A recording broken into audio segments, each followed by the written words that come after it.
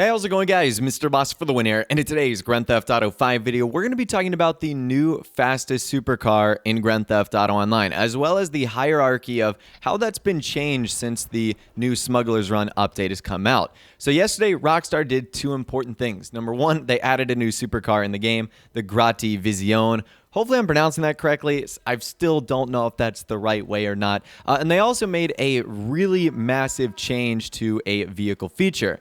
And that vehicle feature is downforce. So the exact thing that they said was on the patch notes page, and it was changes to vehicle downforce calculations have been made to make sure vehicle handling behaves in the same way as before the gun running content update. So when the gun running update came out, Rockstar somehow messed up downforce. I don't know how they did that. Maybe it was some setting they did, not sure. But now it has been reverted to how it was previously.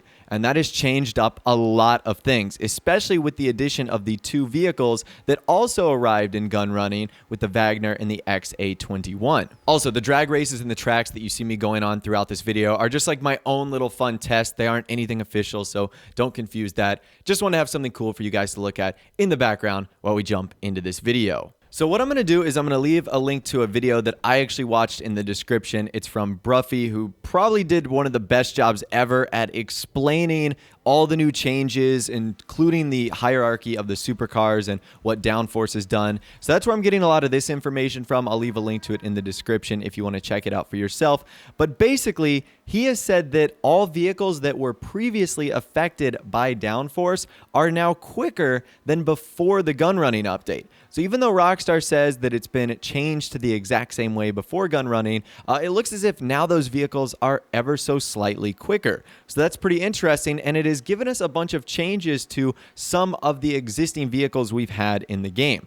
So once again, I'm referencing Broughy's test that he did the other day. So there's been some big changes to a lot of the supercars, the first of which would be the Tyrus. The Tyrus actually now finds itself in 12th place, getting a little bit of a bump. The ETR1 moving up to 9th place, and then that puts the brand new Broughy Vision in 7th place among the best and fastest supercars that we have in the game, which is not all that terrible when you're comparing like the first best supercar to the 7th or even 8th or 9th.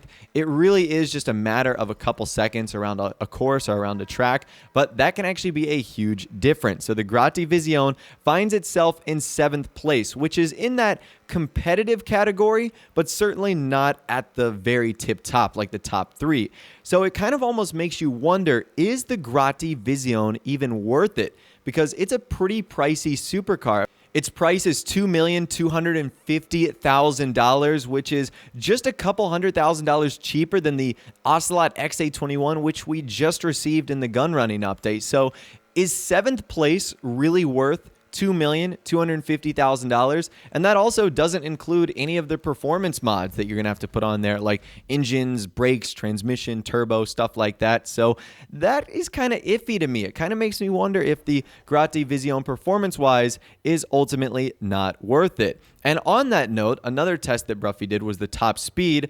The Vision is actually in 9th place as far as top speed goes. So it's not even in like the top tier category of that. It's just a pretty good car overall. But it begs the question once again, is pretty good worth $2,250,000? Now, if we move on from that, there have been some other changes that have been made to the hierarchy. In particular, we now see the RE7B, which is highly affected by downforce, moving into 2nd place, becoming the 2nd best supercar, with the recent Broughy Wagner becoming now the 1st place supercar on this course. So the Wagner is essentially now the best overall supercar, the best fastest supercar in Grand Theft Auto Online, because even with the downforce bug that was in gun running, I'm pretty sure the Wagner was, I was thinking like 3rd place or 4th place or something like that. So now with this new enhancement to downforce, it actually sees a jump all the way up to 1st. And what's crazy about it is the Wagner is one of the cheapest new supercars we have.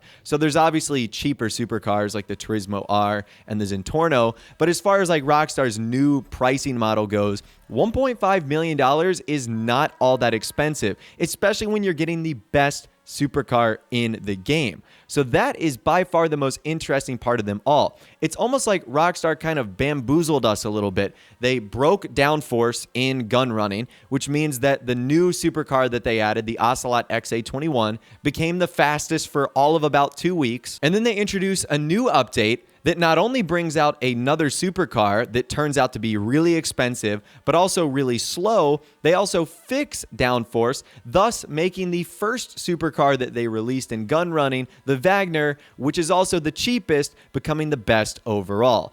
Is anyone else confused? Because I am, but it certainly seems as if Rockstar are trying to do their best to confuse everyone that wants to have the best supercar for racing. For a bit, it was the Ocelot XA21. Now it has gone back to the debauchy Wagner. So hopefully they keep this change forever. They don't like flip-flop back and forth where they break down force, they fix it, they break it, they fix it. Hopefully it stays the same, and hopefully we don't run across any issues like that. But I have seen a lot of conspiracies, people saying Rockstar doing this on purpose, just so that everyone will buy all the supercars that they end up coming out with. So I thought that that was pretty funny. Now, a couple other things you guys need to know about this new downforce change is you still need to apply custom spoilers. So a good example of this is the RE7B, a car that comes stock with a spoiler, and because it is impacted by downforce, some people might say, oh, I don't need to apply a spoiler. I like the stock one, so I'm going to stick with that one. That's actually not the case. You still need to apply a spoiler to vehicles that are impacted by downforce. You're going to have a car that is worse performance-wise if you stick with the stock option. You need to have at least one upgraded option to still get that traction bonus, even if the vehicle is once again only affected by downforce. Something that's really strange with what Rockstar has ultimately done here, and I'm not sure why that's the case, but trust me, on vehicles like that, I think the ETR1 might be another one where you might actually have to switch from the stock option, even though the stock option is a spoiler. So just keep that in mind when you are using vehicles. It's best to just be safe and upgrade the spoiler regardless. And also something else I need to let you guys know about is that top speed is not affected by the downforce change. So if you're worried about, any of your favorite supercars like the 811 suddenly becoming slower or maybe becoming quicker, I don't even know how that would work, but there is no effect on top speed. It's only things like braking, handling, traction, stuff like that. So boom, there you go, and that is your new fastest supercar and kind of an overview of the changes to the hierarchy of supercars in Grand Theft Auto Online. I think this is definitely interesting. The Wagner now becoming not only the best supercar, but one of the most economical as well, being a relatively cheap option at $1.5 million. The $2.25 million new Broughy Vision not really being all that great. It's just okay in almost every category. Still competitive, but for its price, does it make it worth it? Unless you just really love the customization, which it does have a lot of customization, including liveries and lots of spoilers and bumper options, but that's not what this video is about. It's about the best performance-wise. So in that regard, I don't think the new Vision is worth it, and it'll be interesting to see because we do have another supercar still left in the files, the Coil Cyclone. Will it be competitive as well, or is it going to be another one of those vehicles that you can just ignore if it's only performance you're going for? But anyways, that's all the information that I'm going to be talking about for you guys in this video today. Hopefully you did enjoy, and hopefully you learned a thing or two about the new fastest supercars in Grand Theft Auto Online. Let me know what you think about the Broughy Vision in the comments section down below. Is it worth it? Is it not worth it? If you did go and enjoy this video, though, a like rating would, of course, be awesome. And also subscribe to my YouTube channel if you are new or you like daily GTA 5 videos like this. With all the way, guys, like I said, thanks so much for watching. Take care, and I'll see you guys in the next video.